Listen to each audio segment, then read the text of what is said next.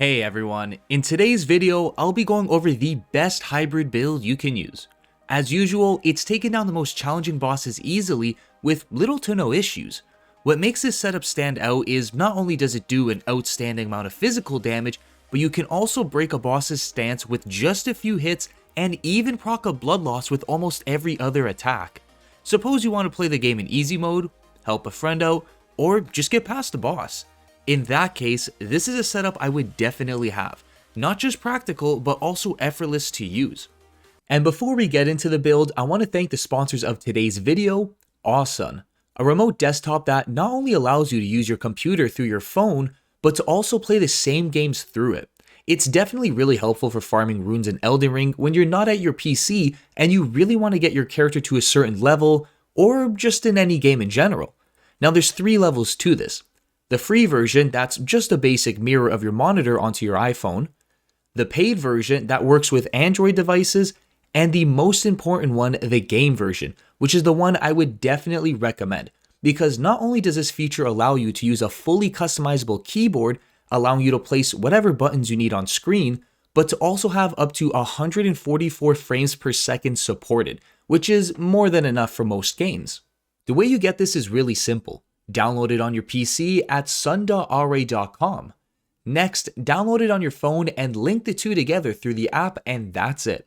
You have full control of your PC through your phone. And now would be the perfect time to try this because not only are they having a 40% discount on the Pro version, but I'm also giving away a code that gives you a free 7-day trial for the first 200 people to use this. I can't see why you wouldn't give it a test run at the very least, unless you're thinking, how would I turn my PC off when I'm done using the remote desktop? Very simple. They thought of this issue as well. The Smart Plug, an outlet that allows you to shut down whatever device is plugged into it from your phone. So whenever you're done using the remote desktop, you can shut down your PC from anywhere, since it just depends on having a Wi-Fi connection. Now that's everything from today's sponsor, Awesome. So let's get back to the build now. So with our main hand, we're going to be using the Giant Crusher. This doesn't come as a big surprise since it is the best colossal weapon in the entire game, if not one of the best weapons in general. Surprisingly, we're using the bleed affinity to make it a bit of a hybrid build between strength and arcane. As I said, we're going to have a lot of physical damage and bleed buildups because even when we use the bleed affinity on it, it still has an A rating in strength, which is very good. On top of this, we get a total of 152 blood loss from this one weapon. Hence, it's no wonder we can proc bleed buildups with just a few swings. The fact that we can proc them so quickly, we can throw on the Lord of Blood's Exaltation and the White Mask, increasing our damage by a combined total of 30% whenever a blood loss happens near us, lasting for 20 seconds. This is going to take our physical damage to another level, completely thrashing enemies on sight. And lastly, for the Ash of War, you'll want to throw on Cragblade. It's going to increase our weapon's attack power by an additional 20%, and stance damage by another 20%, lasting for 60 seconds. The stance damage is crucial for bringing a boss down, allowing you to either get off a critical hit or land more basic attacks for more blood losses.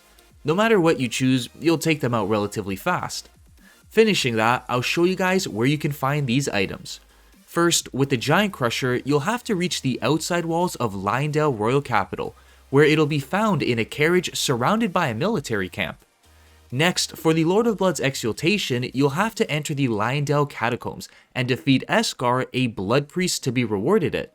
But beforehand, you can get the Ash of War Cragblade by killing a Teardrop Scarab near the impassable Great Bridge in Caelid. And finally, for the White Mask, you'll have to beat one of the 3 nameless White Mask invaders that spawn in the Mogwin Dynasty Mausoleum area. Make sure not to kill the boss Mogwin or else they won't spawn in at all and you'll be completely locked out of getting this. Continuing on, we still need a weapon for our offhand. The best option would be to use another Giant's Crusher, however, you can only get one of these per new game. So the next best option for us is the Golem's Halberd. Now with this, we're going to be running the same setup we have on the Giant Crusher, Bleed Affinity and the Ash of War Cragblade.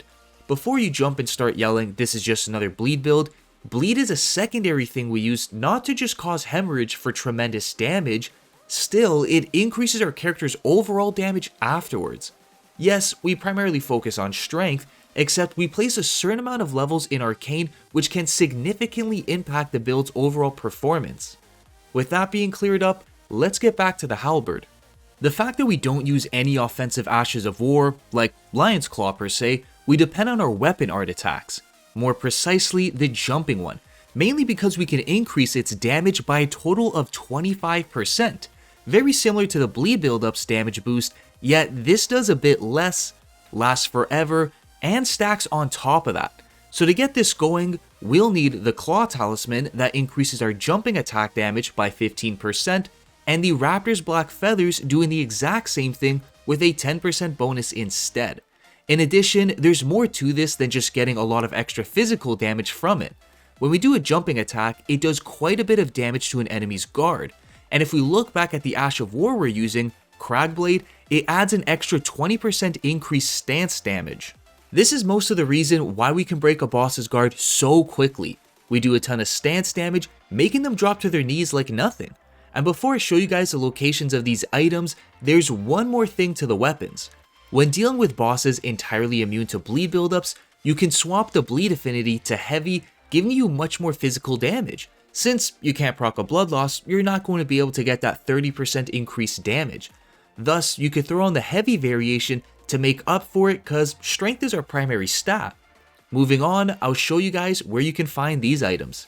If you can't get a hold of the Giant Crusher, you can farm the Golem's Halberd off of the golems that spawn outside of the Divine Tower. It has a 10% drop rate, so it's only going to take a little time to farm this.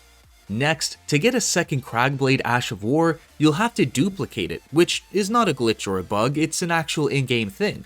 You'll have to buy a lost Ash of War from the isolated merchant west of the Weeping Peninsula. Afterwards, you can take it to the blacksmith at the Round Table to duplicate it. For the Claw Talisman, this can be found at the top of a watchtower in Stormvale Castle. And finally, for the Raptor's Black Feathers, you'll have to reach the Sage's Cave where it can be found behind an illusionary wall. Now the way we use this build is very straightforward. When it comes to regular to strong enemies, the basic attacks will be more than enough to take them down. It can even stun lock majority of the bigger guys as well. Regarding bosses, you'll want to use the Ash of War on both of our weapons before going in and destroying them with jumping weapon art attacks. As I said, extremely easy to use. Going forward, we have two ways to buff our entire setup consistently for every boss fight or challenging area we get into. We can use the Ash of War Golden Vow for one of them. This will boost our physical damage by 11.5% and protection by 7.5%, lasting for 45 seconds. This is great because it's not only a good buff all around, but it's an infinitely reusable skill and a very early game item to get. We can also place it on the lightest weapon in the game, like a dagger. Whether we put it on the largest or smallest weapon doesn't make any difference. Even if one is level 25 and the other is level 1, they'll still give the same buff. In general, it's a great buff that doesn't require much.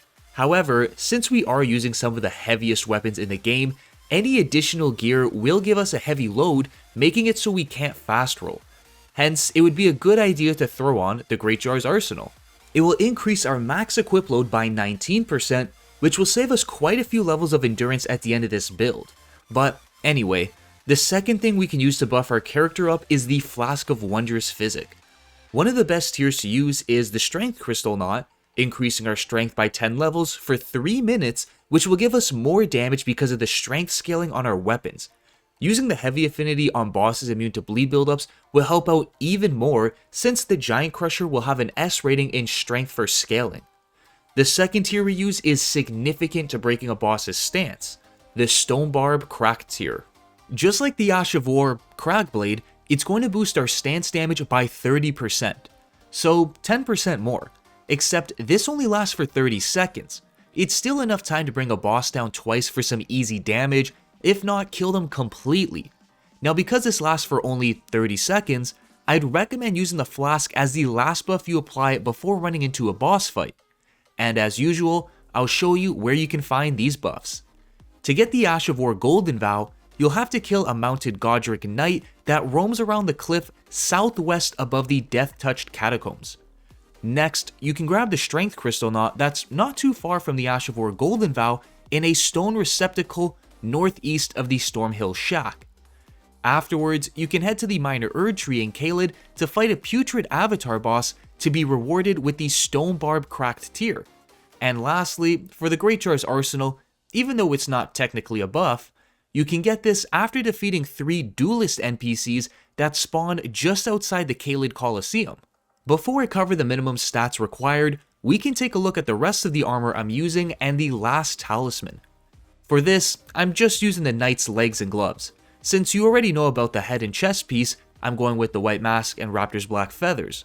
The legs and gloves don't matter a whole lot. I mainly went with something that would offer a decent amount of protection while being relatively light. By all means, feel free to grab whatever you like. Just keep in mind you should use something other than heavy pieces, or you'll be putting way too many points into endurance for this build. Speaking of that, the last talisman we use benefits this setup all around.